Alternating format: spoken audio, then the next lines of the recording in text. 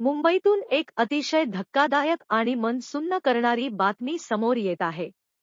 ज्या बातमीने संपूर्ण दक्षिण मुंबई हादरली आहे.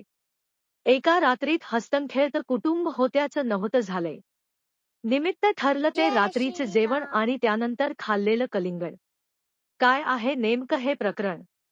पाहुयात या सविस्तर रिपोर्टमध्ये. मुंबईच्या पायधुनी परिसरातील घाटी गल्ली. याच गल्लीतील मुघल बिल्डिंगमध्ये शनिवारी रात्रीपर्यंत सगळं काही सुरळीत होतं.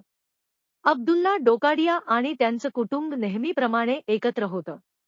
शनिवारी रात्री 10:30च्या सुमारास नातेवाईकांसोबत या कुटुंबाने बिर्याणीचा आस्वाद घेतला.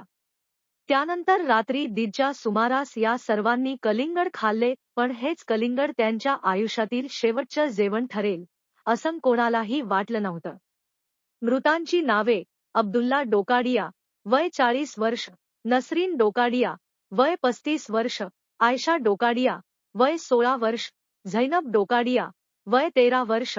मिळालेल्या माहितीनुसार कलिंगड खाल्ल्यानंतर काही वेळातच या चौघांनाही उलट्या, चक्कर आणि तीव्र पोटदुखीचा त्रास सुरू झाला. रविवारी सकाळपर्यंत परिस्थिती हाताबाहेर गेली. दोन्ही मुली शुद्ध हरपून खाली पडल्या. नातेवाईकांनी तातडीने सर्वांना जे रुग्णालयात दाखल केले.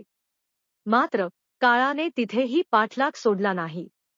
आधी एका मुलीचा मृत्यू झाला, त्यानंतर दुसरीने प्राण सोडले आणि काही तासांच्या अंतराने आईवडिलांचाही मृत्यू झाला.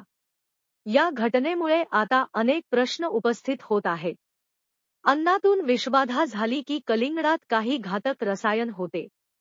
मुंबई महानगरपालिकेचे आरोग्य अधिकारी आणि पोलीस आता या प्रकरणाचा सखोल तपास करत आहेत.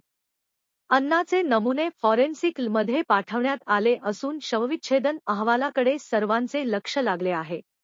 एकाच वेळी कुटुंबातील 4 सदस्यांचा मृत्यू झाल्यामुळे पायधुनी परिसरात शोककळा पसरली आहे. अन्न विषबाधा की आणखी काही? याचे गूढ अद्याप कायम आहे.